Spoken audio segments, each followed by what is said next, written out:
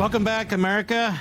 We have with us now one of the greatest athletes. No, I'm just kidding. We have with us now, honestly, one of the great secretaries of state, Mike Pompeo, who's written a fantastic book, Never Give an Inch, Fighting for the America I Love. I'm telling you, this is a great book. You learn a ton about what was taking place during the Trump administration and how Mike Pompeo quietly, behind the scenes, most of the time, was duking it out with our enemies and duking it out even with putative allies to try and achieve many things here.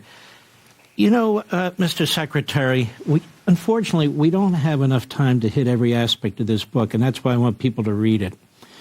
But you have sections of this book that are really quite remarkable. For instance, there's one section in here, you wanted to meet with the governors, the Governors Association, and you had trouble getting into that meeting. And then finally you get there, they give you a little bit of time. Tell us about that meeting. Well, Mark, thanks for having me on, and thanks for the kind words as well. And you're right, I am not the greatest athlete, but I had this incredible privilege to serve for 4 years. Look, the Chinese Communist Party presents the singular great threat from outside the country. And I had come to learn through some classified information that the Chinese Communist Party was tracking all 50 of our governors in great detail and evaluating them. Mark, if you can believe this, giving them a rating.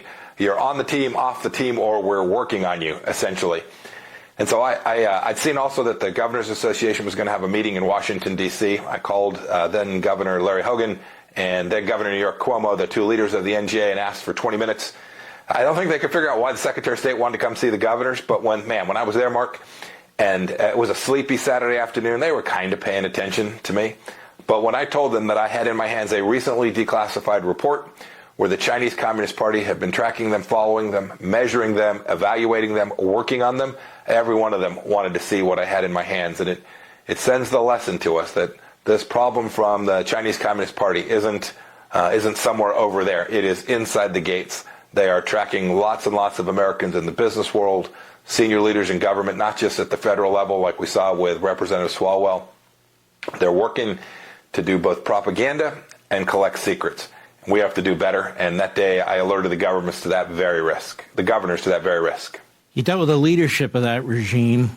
What did you make of the leadership of that regime? Were they cold-hearted, bloodthirsty individuals? Are they power-hungry? What was your conclusion? Goodness, all of the above.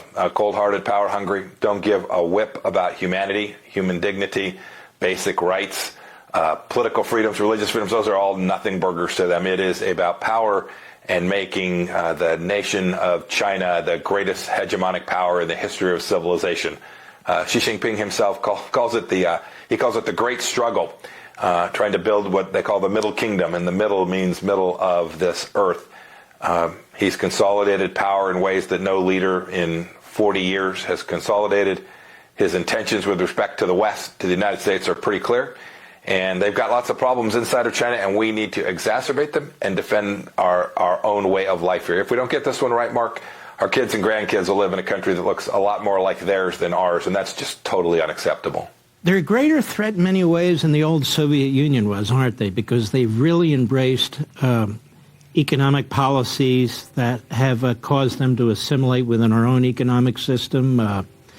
They're very strategic about surrounding the United States, whether it's the Panama Canal in our hemisphere, the western side of Africa. They're building military arsenals that can reach the United States and so forth. So it's not just proxy wars and satellites, is it? Oh, you've got it exactly right. It's much bigger than that. Indeed, the primary confrontation battlefield here is one we didn't really have with the Soviets. It is economic, where they've stolen tens and tens of thousands of jobs from the American people and stolen billions and billions of dollars worth of intellectual property. It's inside the gates too, Mark. In the book, I talk about the spying operation that was being conducted out of the Chinese consulate, their diplomatic facility in Houston, Texas, which I closed. I gave the president the recommendation. He said, go ahead and do it. We'd known about that for a long time, Mark. They were operating what was the single largest spying operation, I believe, ever conducted inside the United States. And we knew it. We just hadn't done anything about it because we didn't want to make them mad. We didn't want to anger them. For the first time, you saw an administration acknowledge the risk from the Chinese Communist Party and begin to push back on 50 years of American weakness with respect to it. The book is Never Give an Inch, Fighting for the America I Love, Mike Pompeo. When we come back, Mr. Secretary, I want to ask you, you really had the eagle's eye see to what was taking place. You're involved in all these activities. What you make of the Biden administration and what they're doing? Are they unraveling all the progress you made? We'll be right back.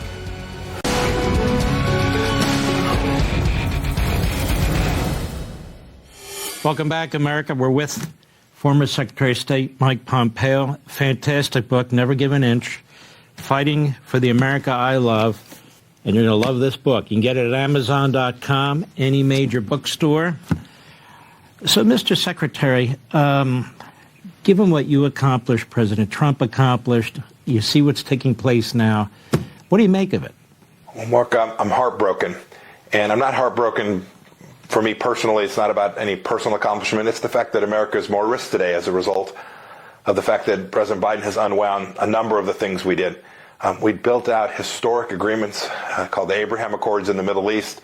This president came in and re-engaged with Iran. We'd confronted China for the first time, as we talked about. He's begun to walk away from those central commitments. We worked hard to make sure that the work we did in Afghanistan for 20 years was protected. President Biden just picked a date certain and created 13 dead Americans and damaged America's place in the world and put a lot of risk. And we pushed back against Russia, too.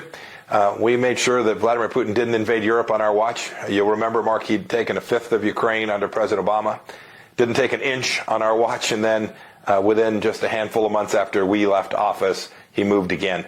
That's the absence of American deterrence, American credible leadership, and it puts America in a weaker place, and every American is less safe and less prosperous as a direct result of those failures. China's building up. I mean, they're not stopping. In fact, they're more encouraged than ever before. They're building up their military might, their geopolitical positions. We're using a lot of armaments now.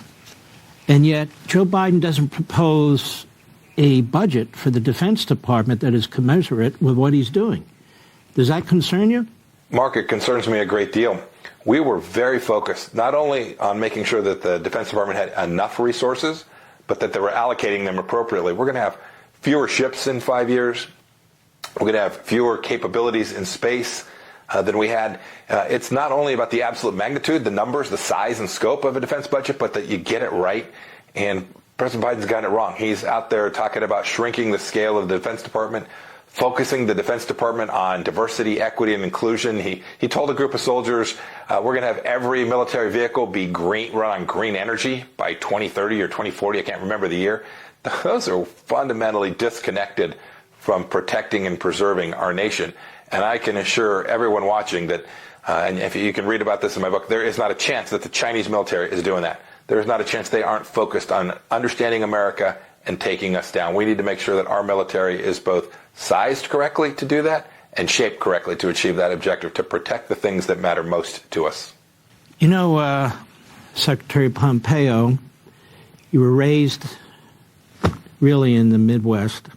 Those are the kind of values you bring to the table, the kind of background, the kind of patriotism.